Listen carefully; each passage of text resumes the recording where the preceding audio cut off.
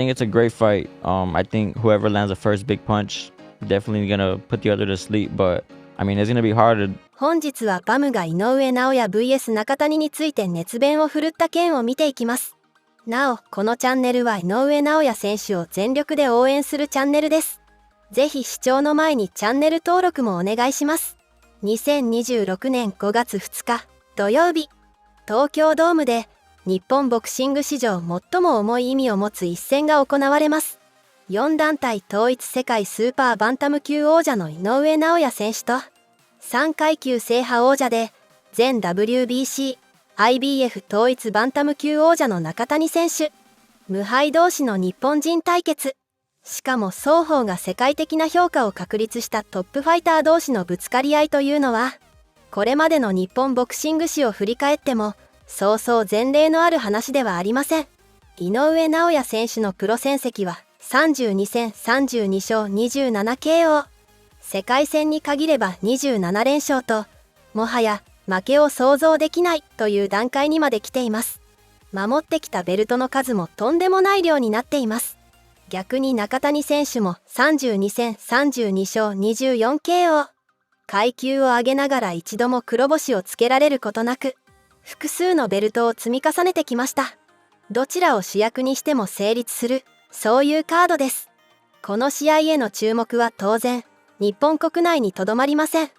海外のボクシング関係者や元王者たちも次々と予想を語り始めている中、ひときわ存在感のある発言をしたのが、世界スーパーフライ級3団体統一王者のジェシー・バム・ロドリゲス選手でした。バム・ロドリゲス選手はバンタム級への挑戦や、井上尚弥選手への挑戦、そしてこの試合について語りました。Bam will return to the ring on June 13th at the Desert Diamond Arena in Glendale, Arizona, live and exclusive on DAZN. He moves up to the bantamweight division looking for more gold as he challenges world champion Antonio Vargas. The last time we saw you in the ring was the tail end of last year. Huge knockout win over Puma Martinez. Yeah. Unified the titles. You were in Riyadh. Now you're coming back into a new weight division. So it's been about half a year you've been off. Yeah. And you were more in the headlines when you were off than you were going into your fight. You know, people weren't even talking about who you were going to fight. They were talking about who you were going to fight with as far as a promotional entity. And it was almost like a revolving soap opera for a bit. And eventually you stuck with Eddie Hearn and Matchroom. Talk to me about the craziness that was playing out where, you know, one week it was like he's heading to Zuffa, the next week he's like he's sticking with Matchroom. It was a little crazy, to be honest, but, you know, I let Robert and the team handle that. So I was just back home relaxing with my family, and Robert would update me with what was going on. So I would see stuff online, but I would just push it to the side and trust Robert that he was making the right move. Well, I mean, obviously, at the end of the day, it's going to be your call. You have very smart people at your side, veterans of the game. Yeah. What ultimately led to you to saying, you know what, I'm going to stick with Eddie and Matchroom? Is everything, you know, about who puts the best offer on the table? Is it, you know, loyalty, the best path, or is it a little combination of everything? I would say it's a combination of everything. Eddie Hearn he really took me to the next level, giving me that shot against Carlos Cuadras. Before then, I was having fights canceled at least like 3 times a year. So when I got that opportunity, thanks to Eddie Hearn, my career just changed for the best. And, you know, it's been nothing but uphill since then. I mean, it seems to me, and I know you're good friends with Chocolatito, and, you know, for a long time, it was really hard for the guys at your weight to make real money or get that television airtime. And I think when guys like Chocolatito and Cuadras and Estrada and all these guys started fighting each other, especially on HBO, it kind of blew your whole weight division up where guys like you were able to come in and, you know, start making that real money. Yeah, for sure. Those fights, I mean, I used to watch those fights when I was an amateur. I was like 14, 15 years old.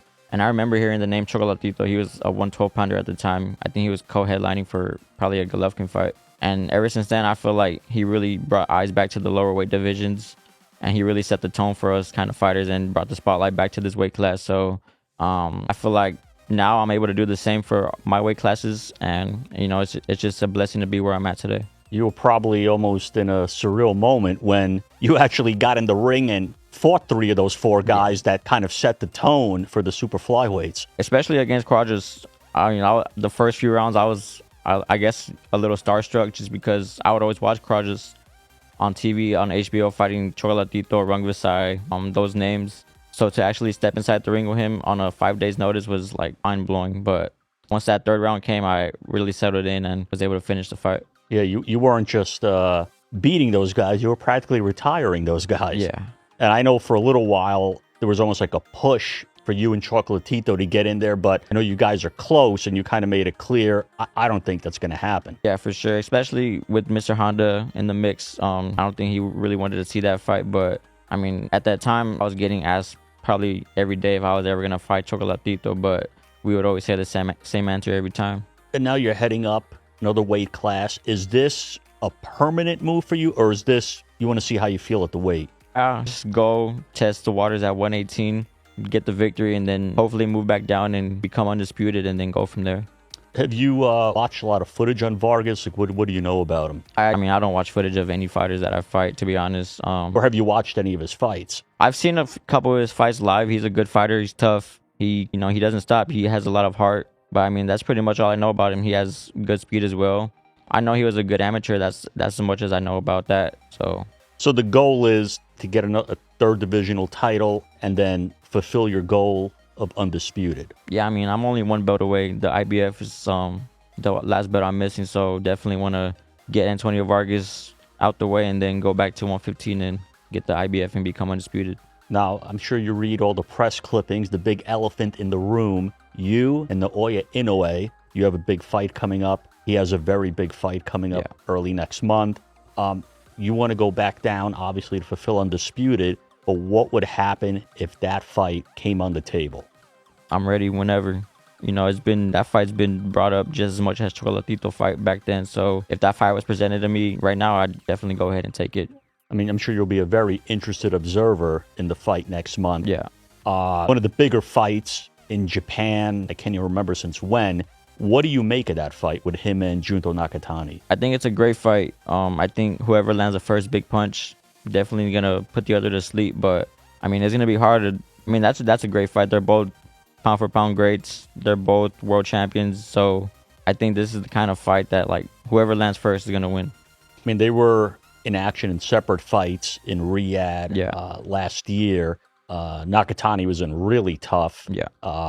Just squeaked by in that fight. Did you take anything away by watching those two? Did it change your perception of how the fight might play out after watching both of them in their last performances? No, I mean, before those fights, I was favoring Inoue to win the fight. And then, like I said, those fights didn't change anything. Styles make fights.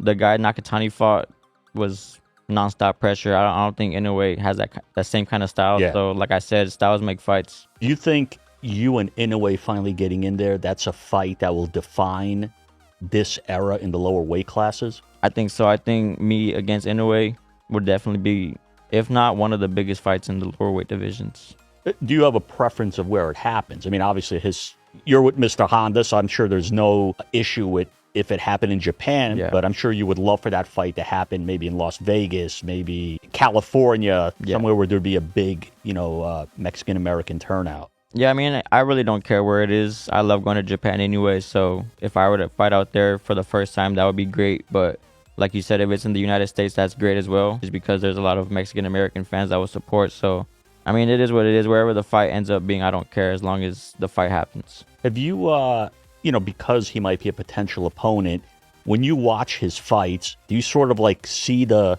openings, things you could pick up on that you're like, oh, I could expose that, or I see a little flaw right there, like my left hook could go in right there? Honestly, I don't. I just sit back and enjoy the fight. He's a great fighter. All his fights have been exciting, so I just sit back and watch and enjoy the fight. Now, as far as if you go to your new weight class and you feel very good there, is there a possibility that you might stick around and say, you know what, I want to clean this whole weight class out?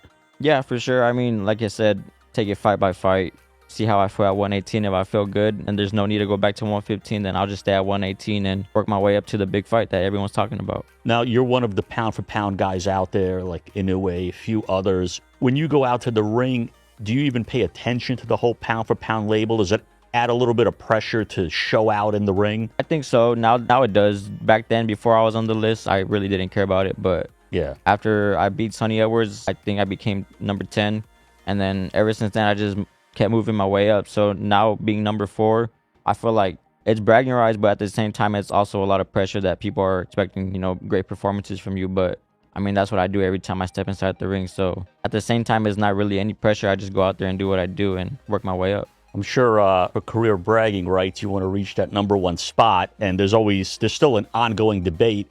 Who should be number 1? Is it Usyk? Is it Inoue? A lot of people have Inoue up there. And that could be the fight that catapults you to that number 1 spot. I believe so. We were just talking about that yesterday. By the time the fight happens between me and Inoue, I think Inoue will be number 1. I'll be number 2 or number 3. So for that fight to happen, top 3 pound for pound, I think winning that fight will put me at number 1 for sure.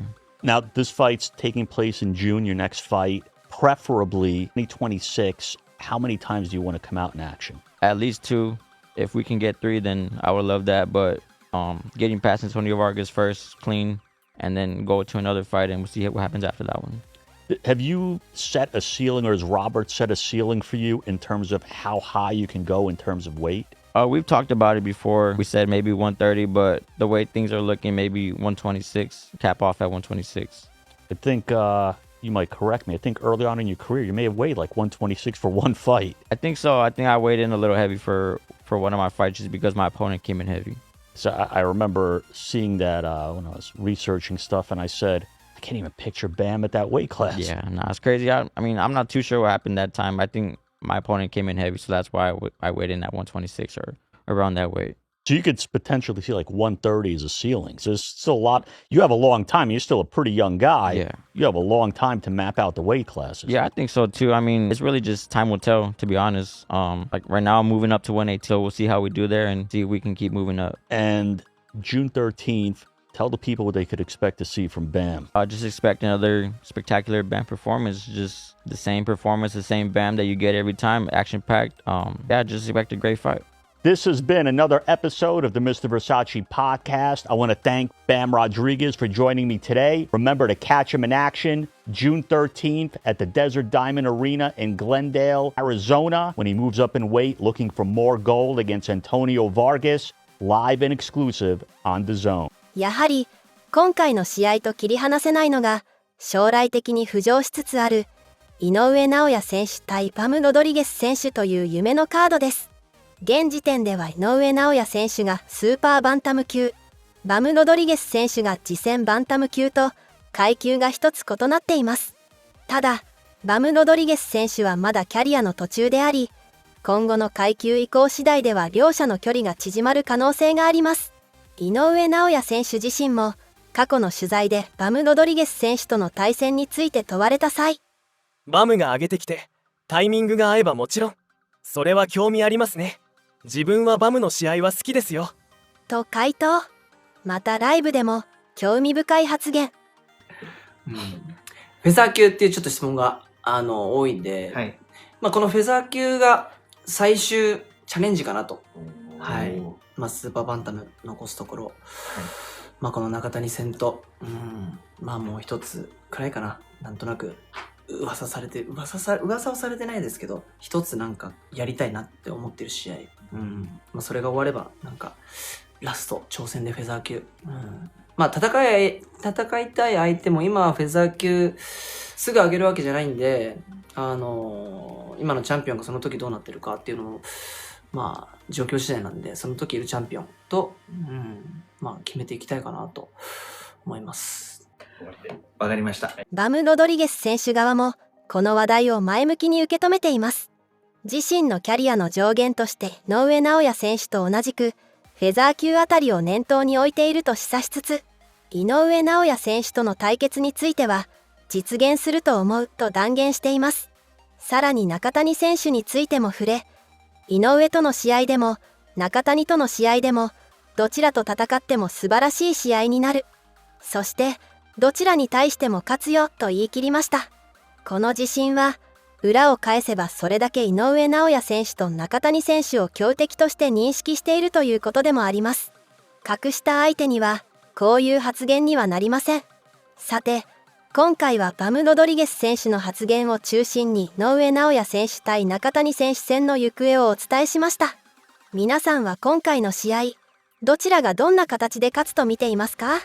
ぜひコメント欄で予想を聞かせてください。試合後の結果速報もこのチャンネルでお届けしますので、見逃さないようにチャンネル登録してお待ちください。登録忘れずに。今回もご視聴いただきありがとうございました。また別の動画でお会いしましょう。